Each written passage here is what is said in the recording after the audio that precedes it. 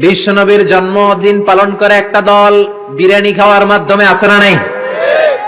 বিশ্বনবীর জন্মদিন সাহাবারা পালন করতেন না, বিশ্বনবী নিজেও পালন করতেন না।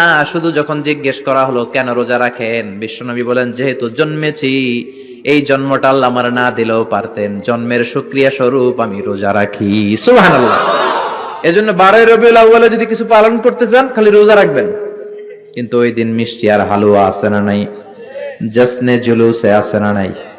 আহা, শুধু মিষ্টি আর জিলাপি, কিন্তু বিশ্বনবী রাখতেন রোজা। আপনি রোজা রাখেন, আপনি না খেয়ে থাকেন, তাহলে বিশ্বনবীর ভালোবাসার প্রমাণ পাওয়া যাবে, ঠিক কি না?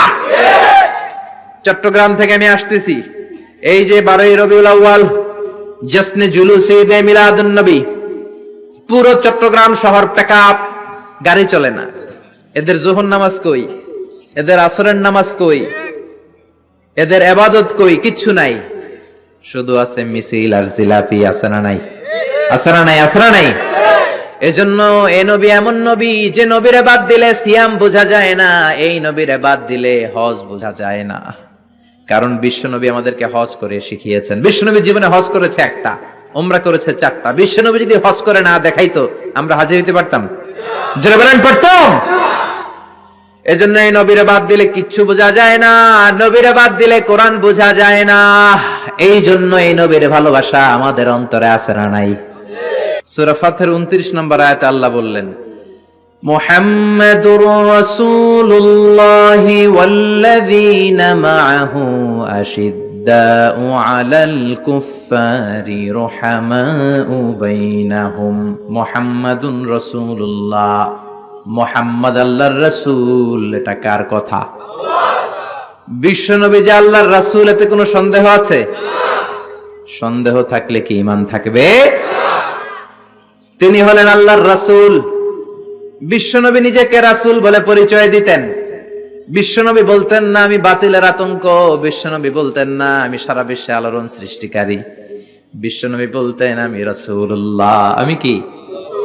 সুন্দর লাগে না নামটা? রাসূলুল্লাহ।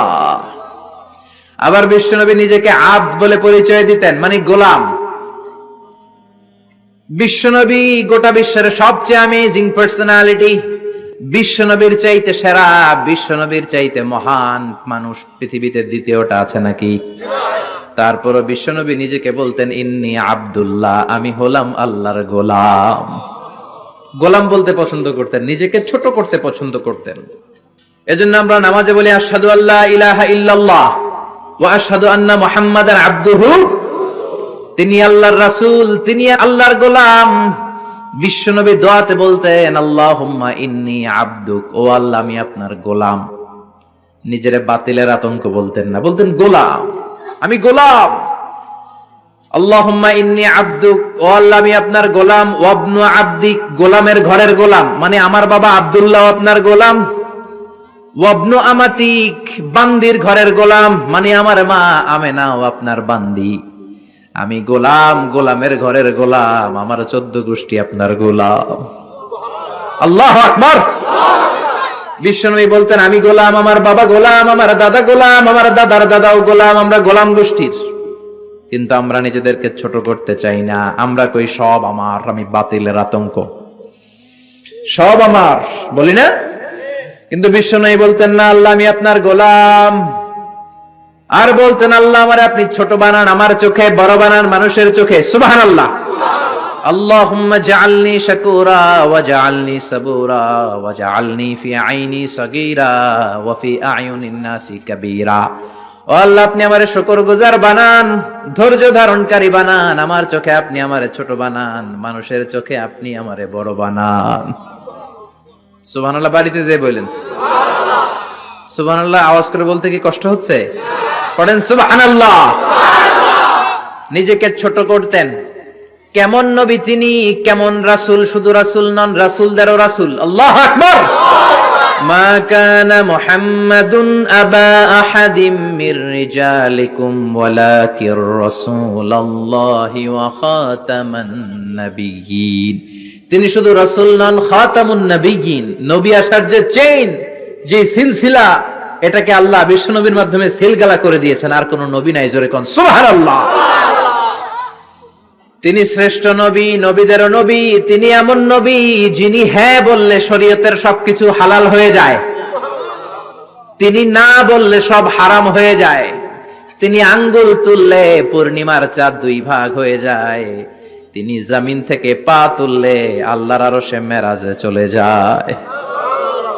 বিশ্বনবী যদি কয় হ্যাঁ করো করো, করতে পারবা, ওটা হালাল। কারণ কোনটা হালাল কোনটা হারাম এটা আমাদেরকে বিশ্বনবী শিখিয়েছে, ঠিক কিনা? বিশ্বনবী যদি বলে না না না এটা করা যাবে না, তাইলে হারাম। হ্যাঁ বললে হালাল, না বললে হারাম, ঠিক কিনা?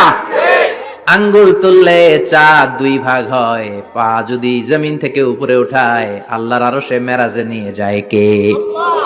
এজন্যই নবীরে ভালোবাসতে হবে জীবনের চাইতেও বেশি। এই নবীকে ভালোবাসতে হবে বিবির চাইতেও বেশি। এই নবীরে ভালোবাসতে হবে দলের চাইতেও বেশি। এই নবীরে ভালোবাসতে হবে নেত্রীর চাইতেও বেশি, ঠিক কিনা? নেতার চেয়েও বেশি, নেত্রীর চেয়েও বেশি, নিজের জানের চেয়েও যদি বিশ্ব নবীরে বেশি ভালোবাসা না যায়, মুমিন হওয়া যাবে? এ নবীরে বাদ দিলে কোরআন বোঝা যায় না, যায়? কারণ কোরআন এই নবীর উপরই তো আল্লাহ নাজিল করছে, ঠিক কিনা?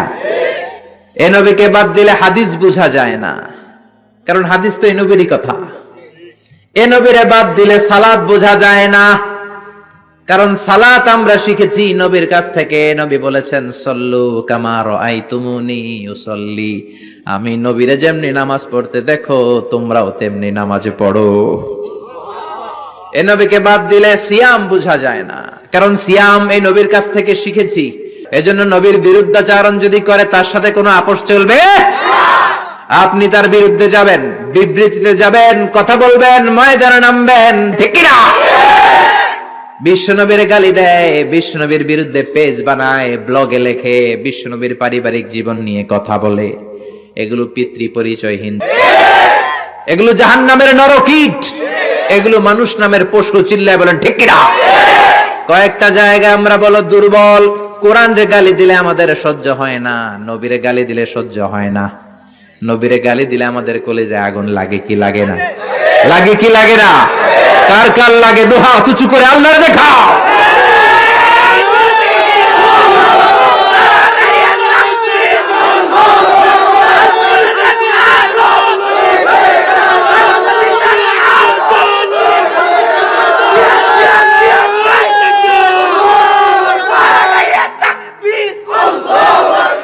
আল্লাহ আমাদের স্লোগানকে কবুল করো।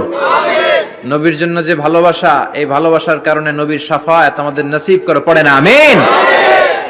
এজন্য এই নবী এমন নবী যারে বাদ দিলে কোরআন বোঝা যায় না, হাদিস বোঝা যায় না, নামাজ বোঝা যায় না, রোজা বোঝা যায় না। জোরে বলেন ঠিক কি না? আমাদের নবী এমন নবী যেই নবীর আগমন বার্তা দেওয়ার জন্য আল্লাহ আরেকজন নবীকে দুনিয়ায় পাঠিয়েছে। ঈসা আলাইহিস সালামকে আল্লাহ শুধু পাঠাইছে যে তুমি দুনিয়াতে যায় বলো সর্বশ্রেষ্ঠ একজন নবী আসতেছে। জোরে করে আল্লাহু আকবার। বিশ্ব নবীর আগমনের জন্য একজন নবী পাঠান আল্লাহ, এমন নবী যেই নবীর সুসংবাদ দিতে আরেকজন নবী দুনিয়ায় আসে। আল্লাহু আকবার। আমার নবী এমন নবী যিনি তার জীবনে কোন জিনিস বাস্তবায়িত না করে সাহাবীদেরকে ওই কাজ কোনোদিন করতে বলেন নাই। আগে নিজের জীবনে করেছেন, তারপরে অন্যদের বলেছেন। সুবহানাল্লাহ। এক সাহাবী বলল, নবী আমার ছেলে মিষ্টি খায়, বেশি মিষ্টি খায়, এত মিষ্টি কিনে দেওয়ার টাকা আমার নাই, আপনি ছেলেরে নসিহত করেন। বিশ্বনবী বললেন, বাবু তুমি কি বেশি মিষ্টি খাও? ছেলেটি বলল, জি নবী খাই। বিশ্বনবী বললেন, যাও আগামী সপ্তাহে তোমার বাবাকে নিয়ে আবার আমার কাছে এসো। বিশ্বনবী পরের সপ্তাহে ছেলেরে বললেন, ও ছেলে মিষ্টি বেশি খেও না, এত বেশি মিষ্টি খাওয়ার টাকা দেওয়ার টাকা তোমার বাবার নাই, কম কম খাবা, তাহলে তোমার বাবার উপর ইহসান হবে। ছেলের বাবা বলল, নবী এই কথা তো গত সপ্তাহে বলতে পারতেন। বিশ্বনবী বললেন, কেমন করে বলি, কারণ আমি নবী তো মিষ্টি পছন্দ করি। এক সপ্তাহের ব্যবধানে নিজের অভ্যাসটাকে পাল্টালাম, মিষ্টি কম কম খাওয়া শুরু করলাম। আগে নিজে আমল করলাম, তারপরে তোমার ছেলেরে বললাম। সুবহানাল্লাহ। বাড়িতে যে কি রহমতের নবী, কি বরকতের নবী, নিজে কিছু আমল না করে অন্যরে বলতেনই না। সুবহানাল্লাহ। বিশ্বনবী মসজিদে নববীতে প্রবেশ করলেন। এক সাহাবী বলে, আদম হলো সফিউল্লাহ, আরেক সাহাবী বলে আমার কাছে অবাক লাগে, মূসা হলো কালিমুল্লাহ, মূসার সাথে আল্লাহ সরাসরি কথা বলতেন। আরেক সাহাবী বললেন ইব্রাহিম হলো খলিলুল্লাহ, বিশ্বনবী সবগুলো শুনলেন। বিশ্বনবী এবার মসজিদে নববীতে ঢুকে বললেন তোমাদের কথা আমি শুনেছি, তোমরা ঠিকই বলেছো। আদম নবী সফিউল্লাহ, মূসা হলো কালিমুল্লাহ, ইব্রাহিম হলো খলিলুল্লাহ, আর জানো নাকি আমি হলাম হাবিবুল্লাহ। খলিল মানে আল্লাহর বন্ধু, হাবিব মানেও বন্ধু, কিন্তু খলিল হচ্ছে এমন বন্ধু যে বন্ধু আল্লাহরে খুশি করার জন্য কাজ করে, আর হাবিব হলো এমন বন্ধু যারা খুশি করার জন্য আল্লাহ নিজেই কাজ করে।